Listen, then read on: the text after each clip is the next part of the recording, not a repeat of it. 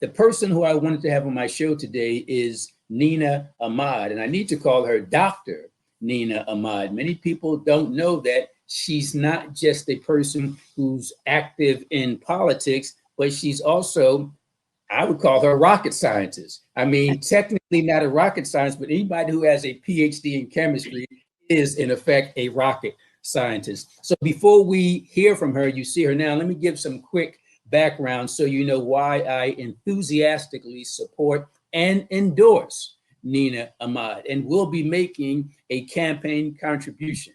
As I pointed out jokingly, she's a rocket scientist, but not so much that, but is a biomedical scientist and a molecular biologist and has a PhD in chemistry. You might say, well, why is she involved in politics? Well, we'll hear about that in just a few seconds. She's the former deputy mayor in the Office of Public Engagement. You folks need to know the importance of the Office of Public Engagement and what role she played in launching the Office of Public Engagement. In addition, she launched the city's Commission for Women, seeking pay equity and ending workplace harassment. You think that's impressive? It is. There's more. She's the current president of the Pennsylvania chapter of the National Organization for Women and the former Philadelphia president of the National Organization for Women. She works with and supports the Office of Black Male Engagement and the city's Youth Commission, and just does so much stuff.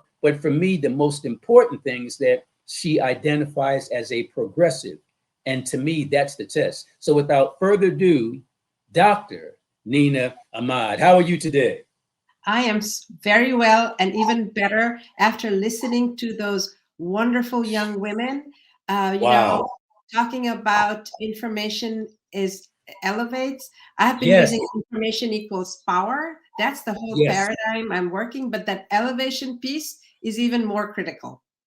And I love it. I am deeply enthused by the fact, just like you are, that we have a bright future when we have young women like that leading the way. Very well said. We also have a very bright future with you because you're going to win in city council. I gave a broad overview of your background, but let's say folks weren't really listening. Let's say folks don't know much about you.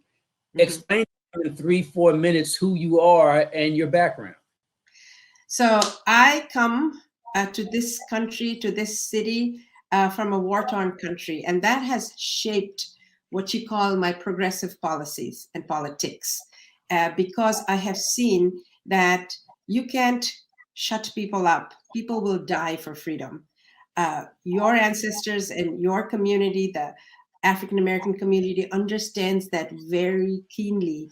I have lived that as a young person when there was a war that created the country I come from called Bangladesh. 3 million people died in 9 months. And that fight was led by young people, doctors, lawyers, farmers, everyday people. Everybody got together and had a guerrilla fight to overthrow this genocidal administration and fight a military. Here they had tanks, and these people had literally no ammunition. We did get help from surrounding countries, but the important thing that taught me was, when there's something important, you fight for it. And I stand in that sacrifice. The other thing that I stand in is over 250,000 women and girls were brutalized, sexually brutalized, to shut us up, to demoralize us. And they weren't able to do that. And I stand in their sacrifice as well, because in today's world, there are parts in the globe that is still happening. So our fight is not over. Our work is not done. I happen to be in Philadelphia that has embraced me and given me an excellent education. I have a home here. I have a family. I have 2 daughters who are, doing well in life. I want that same pathway for everyone in Philadelphia. People who've lived here, generations, and yet don't see what I've been able to accomplish and achieve because I've been given the tools. So I'm running because Philadelphia has a lot of promise. We just saw that. And we have to address the problems to get to that promise. And I intend to be one of those stewards making that happen. You pretty much touched on it in your great opening statement, let's call it. But you describe yourself as a progressive. What does that Yes, mean? What that does that? means, yeah. So by progressive, I mean that um, when we see oppression, we have to figure out ways to fight it. And when we see somebody being left behind, we make sure we level that playing field so they're not left behind. I don't have to determine people's destiny, what they're going to do, as long as they have the tools to reach their potential. And my job as someone who has had a lot given to her is to open those doors as much as possible. And obviously, I can't do it alone. It has to be a collaboratively with everybody who feels that we need to make progress for everyone. So being a progressive, it means looking at policies that dismantle the barriers that stood in the way of people making progress, and being really surgical about it. And we don't have a lot of time and a lot of tools and a lot of resources, but we have to craft pathways that allow everyone to progress and go forward. I love the way you had talked about Brother Malcolm X behind me, how you made it plain. Because Brother Malcolm always talked about making it plain. And I'm sure when people heard that we were going to have as a guest a person who holds a PhD in chemistry, then it's no way he was going to make it plain. It was going to be way over everybody's head, but you certainly did make it plain. For those who don't know a lot about you and say, well, does she have any real history in politics as an official or as a candidate? I don't know about that. What's the answer to that? So the answer is that I was appointed as a cabinet level position, deputy mayor, in the first administration of Jim Kenney. I established the Office of Public Engagement, and that office was established with the thought that those closest to the pain should be at the table making policy that impact them. Closest to the pain, making policy that impacts them. That is the operating principle of public engagement as a government, in my opinion.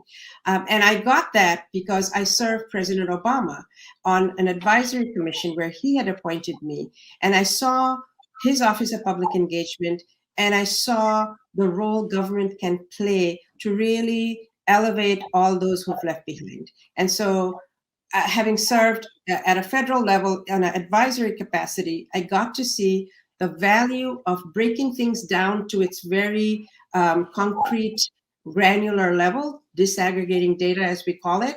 Because if you want to serve people, you have to know where they are, what their condition is, and make sure the tools you're giving actually addresses that. So we can't have a blanket one rule for everyone. We have to make sure it's attenuated and it has nuance as to how we apply these changes we want to make. So, and I also served as the president of the Pennsylvania chapter of the National Organization for Women, where we have been fighting for over 50 years to level the playing field.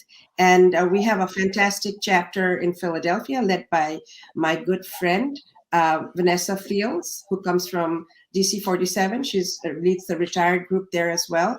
And we work hand in hand with chapters across the state to make sure we do a PAC, we do endorsements, we also do work in different communities to make sure people realize what is out there, what are the tools we need, and what can we do to further making sure women have a fighting chance. So putting all together, please continue. Please continue. So I was just going to say that I have a very diverse experience. I've served on nonprofit boards like the Philadelphia Foundation, where when I was the chair of the grant making committee, and I served there for a total of 9 years. That's the maximum a board member can serve. And one of the things I'm really proud of was pushing to make sure their grant making gave money for general operating purposes, not just for specific programs. And people in nonprofit who are listening will appreciate that, because sometimes you have to plan your program, plan your whole strategic outlook, and you can't just have programmatic resources. You need it across the board. So those are the kinds of things I've been working on to change at a granular level what it means to disrupt those systems that have held people back. You know, I was and still am impressed with your academic background, but it seems that your political / civic background is just as impressive. And I'm so glad we had the opportunity to talk with you so that folks know what a great candidate you are and folks understand why I am such an enthusiastic endorser of you.